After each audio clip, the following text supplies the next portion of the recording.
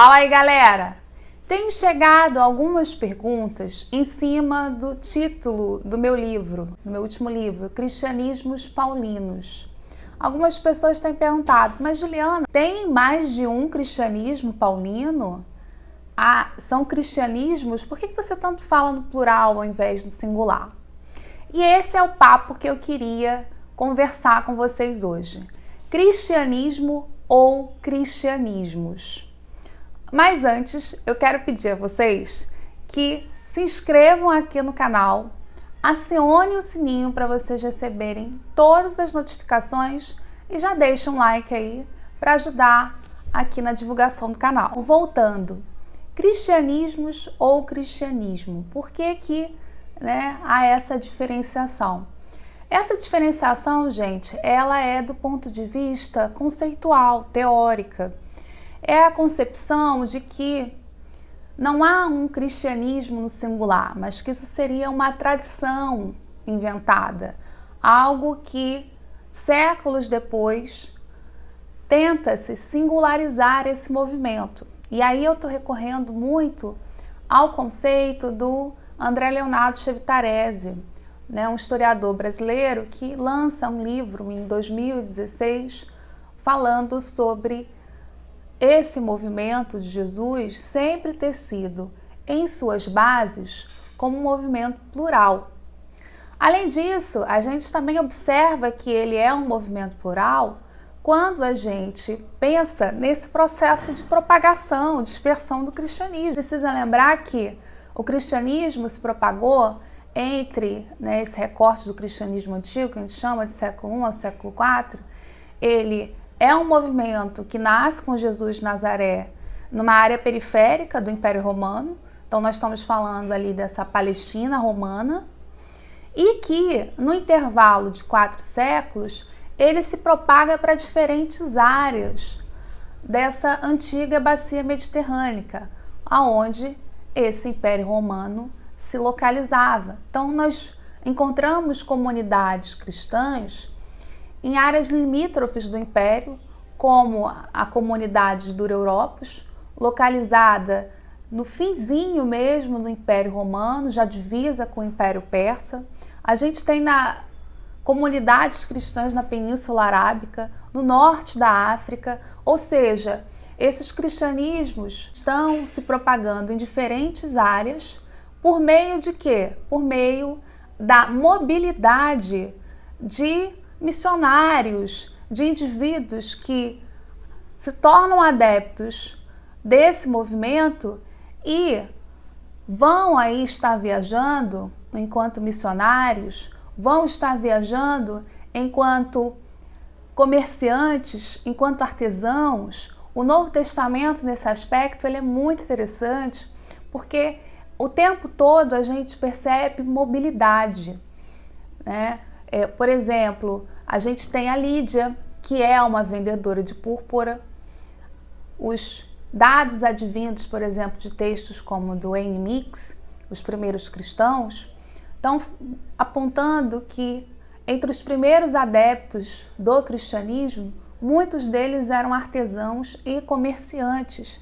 Então, olha esse insight que essa referência a Lídia, pontuando-a como uma vendedora de púrpura, é interessante nesse aspecto para a gente pensar a circulação.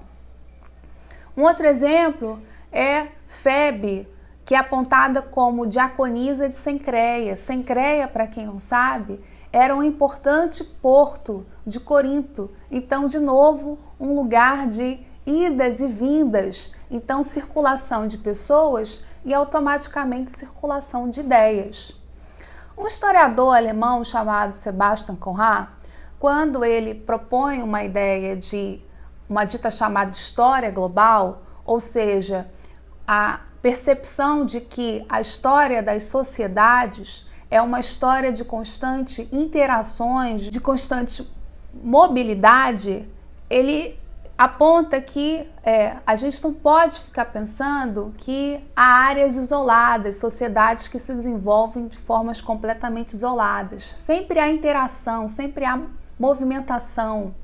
Então, nessa movimentação, nessa troca, nessa interação, você constrói modelos, percepções, interpretações distintas sobre cultos religiosos, sobre variantes linguísticas, variantes culturais. Então, essa é a percepção que a gente precisa ter quando a gente está estudando o cristianismo antigo. É entender que nesse processo de idas e vindas, nessas interações, primeiro, nem todos os textos foram conhecidos. Então, isso explica, por exemplo, por que você tem no Europos o uso do texto chamado de Atessaron, que eu já falei um pouco sobre ele aqui no canal. Mas o nome, as cartas paulinas não chegaram lá. Ou quando você olha para a Península Arábica e você vê que os textos que estão circulando com muita força ali são textos como o Evangelho de Filipe, o Evangelho de Bartolomeu, ao invés de textos como o Evangelho de João, o Evangelho de Mateus. Porque esses missionários, então, eles estão andando, circulando em rotas comerciais distintas desse império. E nessas viagens carregam diferentes textos que chegam para algumas áreas e outra não. Então, para a gente também pensar, por exemplo, a história da formação do cânone, também é interessante a gente estar atento a esses dois conceitos que o Conrad fala, interação e mobilidade. Então, pensar que esses cristianismos não estão parados, não estão estáticos, mas em constante movimento. E é claro que essas ideias, quando chega um missionário, que muitas vezes ele também é, como eu já falei aqui, um comerciante, um artesão, ele chega numa cidade, numa urbis nova, ele traz essas ideias, que essas ideias precisam entrar em contato com a realidade ali local, com as divindades, com a dimensão cultural daquela região que ele está chegando. Então, isso implica também em ressignificar o cristianismo para aquela realidade local.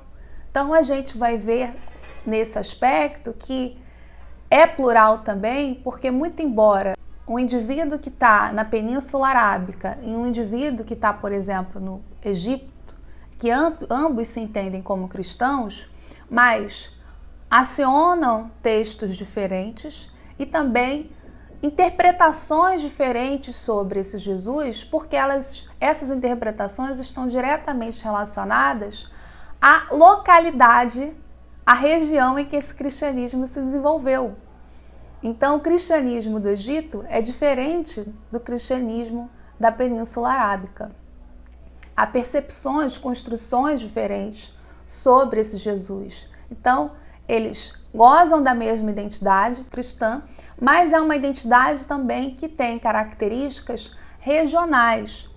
Então, por isso que a gente percebe, por exemplo, diferenças quando a gente vai olhar na forma de retratar Jesus, ou nas memórias que são lembradas sobre Jesus, ou ainda a presença de personagens como a Hércules na arte funerária, nas catacumbas romanas. E você não vai encontrar uma referência a Hércules numa catacumba em El-Balgawat, no Egito. Então, essas diferenças, essas variantes, elas também precisam ser consideradas e que reforçam de novo a ideia que esse cristianismo sempre foi mais de um.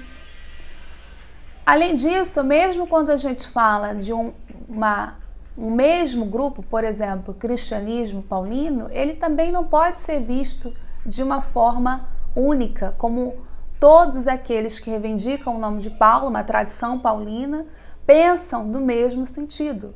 Por quê? Há diferentes textos atribuídos a Paulo. E esses textos também vão impactar na forma como que as ideias de Paulo serão recepcionadas. Além, de novo, da gente também ter que ter consciência da região em que esse texto está chegando. Enfim, pessoal, era isso que eu queria conversar hoje com vocês. Então, bater nessa tecla de que não dá para falar em cristianismo no singular. Cristianismo singular é uma leitura singular, uma tradição inventada, e a histórica. Do ponto de vista histórico, sempre temos que falar do ponto de vista do plural. Perceber que esse movimento nunca foi um só. As referências que eu citei aqui no vídeo encontram-se na referência, como também estou deixando o link onde vocês podem estar adquirindo, caso vocês tenham interesse, tá bom? Até a próxima semana, galera!